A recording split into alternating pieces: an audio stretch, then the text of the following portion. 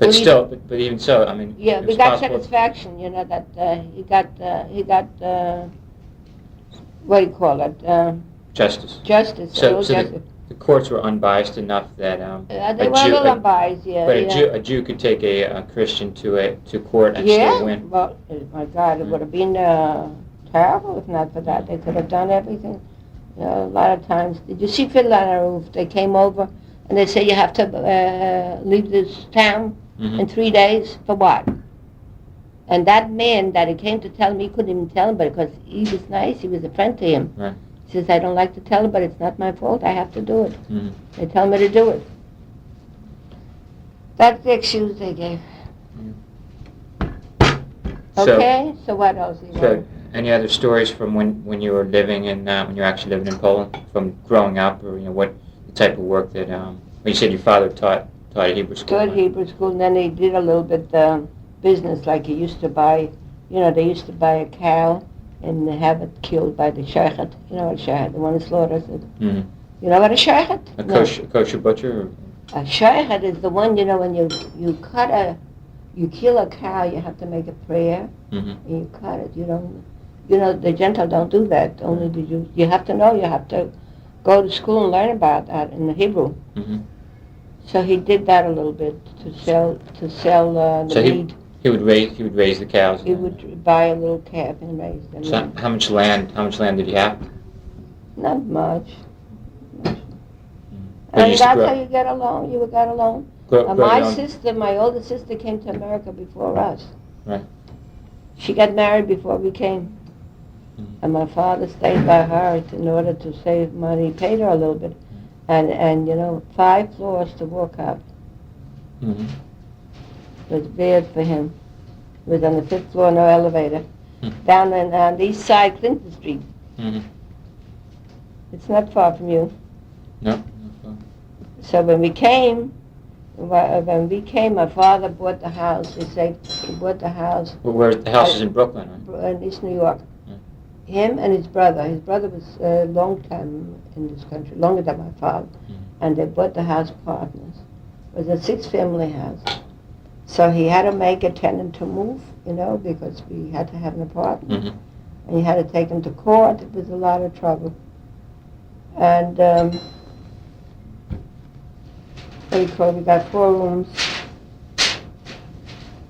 And the whole house is filled up just with your brothers and sisters and. No, then after one moved out, and my other 2 sisters got married. They moved in. The tenant moved out. They moved in. Mm-hmm.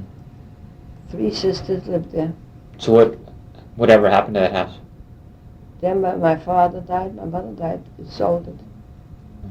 But you owned it for a good number of years. Oh, they had it for quite a while. Yeah. I don't know how long. About 25 years. So is that, when you say East New York, is that where Williamsburg is now in that area? No, East New York. Like you know what they say about East New York? Now it's not. Now it's like Berlin after the war. What do you call the Blitzkrieg? They broke the houses. My uncle had another house right next to them. Mm-hmm. They threatened. They threw it down. It was brick houses, strong houses. But those houses are destroyed now. Destroyed it to the ground. How do I know? I didn't go there. We went. Shmula came and we went to Jamaica to see a cousin of his. So we took car service. So on the way back, we were talking about East New York. So the driver says, "I'll give you a treat. I want you to see East New York." I said, "I lived here. We had Hebrew schools, and it was nice." Oh my God, it was terrible. You went by that block He gave us a break. He says, "I'll give you a treat to see the place now." Right. I don't know why they break it up like that. People have to live there. This is during riots, I guess, when it got out. I don't know if it's riots or they don't. But the houses, like where we had the house already, we sold it. Mm-hmm. They took a loan from the home loan. Mm-hmm. The ones they gave money, they came to watch it, that they should keep the houses good.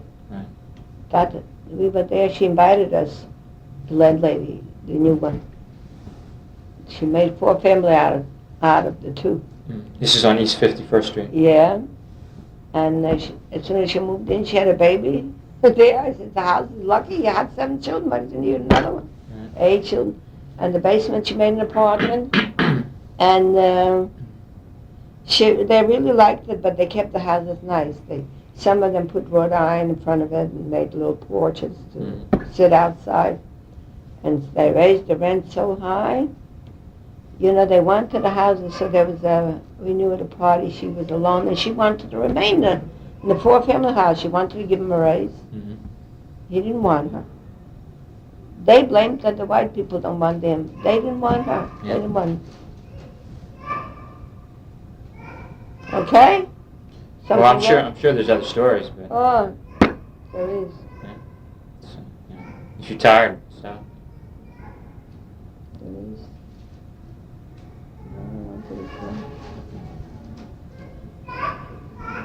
Yeah, my father was very active in the home. It was a part of Judean orphan home. A lot of orphans. He used to pray and daven, like on the head of the shul. What do you call it? He used to lead the daven. He was the leader. Your father was? Yeah, he was very... My father was well... No, here. He was well learned. Gemara, you know Gemara? Chumash Gemara. Gemara is very little tiny words you could... he knew how to translate each word. Words in the Talmud or in the Talmud, very, very high. And he was very religious. Me and my father was very religious. He never worked on Saturday. Friday, he stopped early every time. Friday, he stopped 3 o'clock. But for whatever reason, most of his children didn't continue being religious. No. My 3 sisters were. My brother in Europe was very religious. That's why he didn't even want to come to this country, and they killed him. He says, you know, he heard America, they don't obey. You could be religious wherever you are. Mm-hmm. And he belonged to a cemetery plot, an office where they have cemetery plot. Right. If you're not 100% obey the Jewish law, you can't be a member, you can't be buried on that cemetery. My brother wanted, when my father died, my brother wanted to buy a piece of land there, yeah. They asked him if he worked outside Orthodox. Was that George? George, yeah, they didn't want to. Did you say your 3 sisters were quite religious also? Yeah. But not with the same type of enthusiasm? Not like my father. My father and my mother especially. Whatever... the Bible says whatever you have to do, you do. They didn't break any laws. So, why do you think there is a dropping off, a lessening of the religious intensity from your father to his children, in your opinion? I don't know. It's the way you get together with friends and the way they are. You can be keep to yourself. Like when they went out to a picture Saturday or so, and if he wouldn't go, he would stay alone in the house. He used to go away by day, so you had to travel now. Mm. My father never traveled on Saturday. And never put on the light. We used to have a boy who used to come put on the light, Gentile boy. Yeah. We gave him some money for that. Mm. But they were really 100%. Yeah. That's how it is. My brother was like that, and the one that Hitler killed. His children obeyed. Were very religious. Very religious, like the father. They really observed, like my brother. So none of your relatives at all survived. You stayed in Poland. None of them survived. None of them survived. In fact, my niece, my brother's daughter, the older one, she was about 16. They took him to work in the factories and this. So one day she got sick. So the friends told her, "You gotta go. If you'll stay in the room, they'll come and kill you. We'll help you. We'll help you walk." And she couldn't. When they came back, they had killed her. They came to this country. They were saved. And they were telling my father and mother. You could just imagine how they felt. Why is that? Because she got sick and she couldn't work anymore? She got sick. You get sick sometimes, the food they didn't get. They didn't get good food. The sanitary condition wasn't there. Mm-hmm. It was terrible. A lot of people go to see it. I couldn't go to see it. The concentration camps with oven there. They burned the people.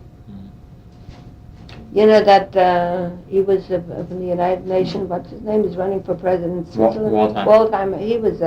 He was one, but he denies it. The son denies it. And they have so many yet that they did participate in the murders. That's all. You know, when we ran away from our city at night, middle of the night, because they were so close to, I guess we had to run away, so we couldn't walk. My brother Harry and I. Mm-hmm. So there's a wagon, and the people said, "Put him up here." So my mother and my two sisters walked, and my brother, and they put us on the wagon. They didn't know where we'll be, but we all went one way. One highway, and on the same highway. And when they came in the morning, we got to a city, and everybody stopped like in the middle of the, what do you call that? They call it the mark. It was a piece of land all around, like a park. Mm-hmm. And we all stopped there, and we sat on the floor on the ground. And the people put us down. They said, "Sit here, don't go away. Mm-hmm. Your mother, your sisters will come, they'll pick you up."